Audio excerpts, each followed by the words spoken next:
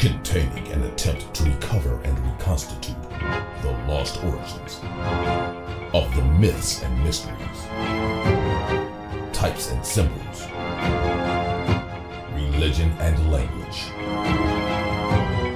with Egypt for the mouthpiece, and Africa as the birthplace.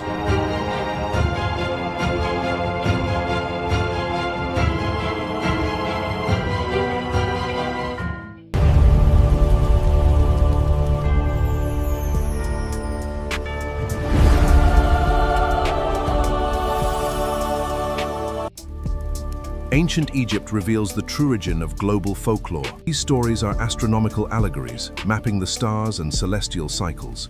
This ancient wisdom was encoded into myths, passing down through generations as sacred folklore. The Hebrews and the Babylonians spoke of it. It appears in the oldest traditions of Mexico and the remote islands of Polynesia.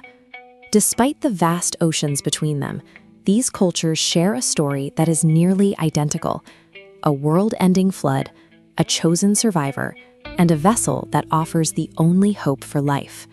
Historians once looked at this global pattern and saw evidence of a single physical event. It was long assumed that such a widespread memory could only exist if the Earth had literally been submerged beneath a global ocean. But we run into a problem when we look at the Earth itself.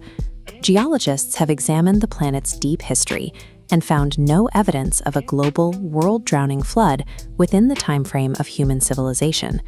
This leaves us with a massive contradiction. If the ground shows no sign of a deluge, why do civilizations separated by thousands of miles insist that it happened? To find the answer, we have to look away from the Earth and toward the night sky. The ancient Egyptians, who organized their entire society around the stars, used a complex system of sign language to record changes in the cosmos, changes that looked very much like a flood. We have to move past the idea of a physical disaster and begin decoding a story that was written in the stars 10,000 years ago. In ancient Egypt, the void of the night sky was known as the Nun. This wasn't just empty space. They visualized it as a primordial, celestial ocean that surrounded the world. For thousands of years, this celestial ocean served as humanity's most reliable clock. By watching the steady rotation of the stars around the celestial pole, civilizations could predict the seasons and track the passage of time with perfect accuracy. However, the Earth's rotation is not perfectly stable. Because of a phenomenon called precession, the Earth's axis slowly wobbles over a cycle of 26,000 years. This motion gradually changes our orientation to the stars. Over centuries, this wobble causes the stars people relied on for timekeeping to sink lower. Eventually, the old pole stars dipped below the horizon and disappeared. The Egyptian mystery teachers described this collapse of their cosmic calendar as a deluge. The celestial ocean of the Nun had effectively overflowed, submerging the cosmic landmarks that they used to track time. This was a flood of darkness and disorientation. The stars that anchored their world were gone, leaving the early astronomers in a state of chaos. This experience created a profound crisis. The deluge was an astronomical disaster that destroyed their calendar and forced them to find a new way to measure existence. Survival depended on finding a new anchor in the sky. If the old stars had drowned, they needed to build a new system of measurement. Building the ark was a mathematical undertaking. It involved drawing an enclosure in the heavens, a new celestial map, and a revised calendar that could withstand the shifting of the Earth's axis. The Egyptians called the master of this celestial water Nnu, a name that means rest or inundation. Nnu was the figure who constructed the sacred enclosure to preserve order amidst the water. When translated by Semitic cultures, the name Nnu evolved phonetically into the Hebrew figure of Noah, whose name carries the exact same meaning of rest. When we look at the ark's dimensions in ancient myths, we aren't seeing blueprints for a wooden ship. We are seeing precise astronomical calculations. This Babylonian tablet provides a specific count for the ark's construction. It describes a circuit with 14 ribs and 28 measures. Those numbers match the phases of the moon perfectly. To replace the broken stellar calendar, the astronomers turned to a lunar cycle of 28 days, divided into two halves of 14. The Ark was an enclosure of lunar time. The passengers of the Ark followed this same logic. The animals entering 2 by 2 or by 7s represented the planetary pairs and constellations that populated this newly mapped section of the sky. The Ark was essentially a mathematical life raft. It was a rigorous system of timekeeping designed to ensure that human knowledge could survive, even when the heavens themselves were in flux. This astronomical system was a masterpiece of ancient science. As Egyptian influence spread, these records of the celestial flood and the mathematical ark were shared with cultures across the globe. But over thousands of years, a tragic shift occurred. As the original scientific understanding faded, the metaphorical language of the Egyptian astronomers was lost. A sophisticated map of the stars was reinterpreted as a literal historical event. A story about tracking the movement of time became a terrifying tale of a world destroyed by water. The original Egyptian records reveal a story of immense human achievement. They show a generation of scientists who refused to be lost in a changing cosmos, using mathematics to find stability in the dark. The story of the Great Flood is a distant echo of humanity's earliest scientists. It is the memory of those who looked at the night sky and built a harbor of time to carry us through the ages. All right, let's dive right into this explainer. Today, we're exploring something absolutely mind-blowing: how the sheer brilliance of ancient Black Egyptian astronomers literally forever shaped the stories we tell about the history of our world. It's honestly a fascinating journey, and it's absolutely going to change the way you view all those ancient texts and myths we grew up with. We've got to start with a massive, massive question. What if the world's most famous flood myths weren't actually about water at all? Seriously, think about it. To unravel this grand mystery, we really have to just set aside our modern assumptions for a minute. We need to realize that from the biblical Noah all the way to the Samoan creator Tongaloa, these flood stories that pop up everywhere, they are not historical accounts of geological disasters. They're definitely not about endless earthly rain. The author Gerald Massey really hit the nail on the head here. He wrote, "The deluge is universal because it was not local. It was the mythical representation of the ending and submergence of an old order of things in the astronomical mythology." Wow. So what does this actually mean? Well, this brilliant insight reveals that our ancestors were actually mapping the cycles of time and the stars. They were engineering these incredibly sophisticated astronomical allegories that we, centuries later, just completely mistook for literal weather reports. Let's move into section 1, the global flood illusion. To really wrap our heads around what a flood truly meant to the mystery teachers of antiquity, we have to totally reevaluate our definitions. We're just so accustomed to the literal reading, right? 40 days of earthly rain, melting glaciers, localized geographic destruction, the whole shebang. But the astronomical reality is entirely different.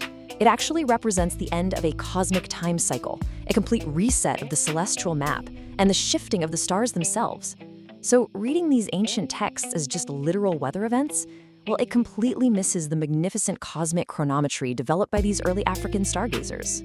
The ancient Egyptians actually categorized multiple different phenomena as deluges. They recognized a deluge of water, which represented the firmament. Then there was a deluge of blood, that symbolized the red dawn. A deluge of darkness, which was simply the night. And a deluge of time, marking the end of a cycle. They essentially used these concepts as a visual sign language, a way to explain the overwhelming, totally unstoppable forces of nature and time. Moving on to section 2, decoding the celestial waters. If the deluge wasn't earthly rain, well, we have to figure out what these waters actually were. Let's take the concept of the Nun, or N-O. To ancient Egyptian astronomers, this represented the firmament of space. They viewed it as this vast, undivided celestial ocean. So when ancient legends speak of a world all water, they weren't talking about a flooded earth, no way. They were actually talking about the night sky itself, the terrifying, completely unmapped, and boundless void of space. So keeping that in mind, a deluge was actually the sinking of the celestial pole into that massive cosmic ocean. You see, when the stars shifted due to planetary rotation over thousands of years, the old guiding pole star essentially sank into the Nun. It just disappeared below the horizon of their astronomical charts. And by doing that, it effectively drowned the old astronomical order. The mythological logic here works in 3 really elegant steps. First, the firmament is the ocean. Second, the pole star acts as the mooring post. And third, When that pole shifts, it causes a celestial flood. Understanding this logic completely transforms our view of ancient people. They weren't just superstitious victims of weather, they were highly sophisticated keepers of cosmic time, tracking the heavens with absolute precision. All right, section 3, stars, time, and cataclysm. This is where we uncover the actual root cause of the deluge according to the original mythos. Let's compare two famous traditions. In the Hebrew text, the flood was provoked by the wicked sins of human beings down on earth. But if we look at the original Egyptian mythos, the flood was caused by a failure in keeping astronomical time by the elemental star gods. It is truly fascinating how later cultures kind of moralized the myth. You know, they took what was strictly a mathematical reset of the cosmic clock and turned it into this dramatic, epic story of human punishment. And if we look across global legends, the agents of the deluge tell the exact same story. Whether it's the Okanaganus, Earth Mother Skull Malt, the Egyptian deities Hathor and Sekhet, the Babylonian pole star god Bel, or even the Samoan creator Tangaloa, the agents causing the floods are consistently celestial bodies, star gods, or elements of the sky. They are never just earthly weather patterns. Oh, and what about the famous bow in the clouds that supposedly marks the end of the flood? Actually, scratch that. It wasn't a rainbow at all. It was the crescent moon of the god Tath. It was literally the original bow in the sky, set up as a promise to perfectly keep time. It established a new, infallible lunar time cycle that a stellar deluge could absolutely never wash away. Which brings us to section 4, the astronomical arc, and this explores perhaps the most famous symbol of all. All of this means the ark was actually an astronomical enclosure. It was a constellation providing refuge against the chaotic void. Think about it. To survive the sinking of the celestial pole, the ancient astronomers conceptually built an ark up in the sky. They mapped out constellations, like the Great Bear, to provide a sense of order and safety in a constantly shifting universe. The absolute necessity of this ark is really echoed in an ancient Egyptian ritual. It reads, "The place is empty into which the starry ones fall down headlong upon their faces and find nothing by which they can raise themselves up." This ancient text describes the absolute terror of the unmapped cosmic void. It explains exactly why an astronomical ark of safety had to be constructed by these early stargazers in the first place. Let's look at the Egyptian root word for the ark, Teba. Now, Teba means a square box or a figure of the 4 quarters of heaven. Interestingly enough, it's also the root word for the city of Thebes. So the ark wasn't a physical wooden boat floating on terrestrial water. It was a geometrical figure of the heavens. It was literally a boundary drawn in the sky to keep those celestial waters at bay. And the connections become absolutely undeniable when we look at the survivors. In the Egyptian mythos of the Ark of Nnu, we have 4 pairs of male and female elemental gods. This perfectly, and I mean perfectly, mirrors Noah's Ark. It essentially proves that the 8 human survivors in Genesis are a direct transliteration of the 8 elemental gods used for mapping the Egyptian cosmos. Even the timeline of the ark aligns perfectly with the heavens.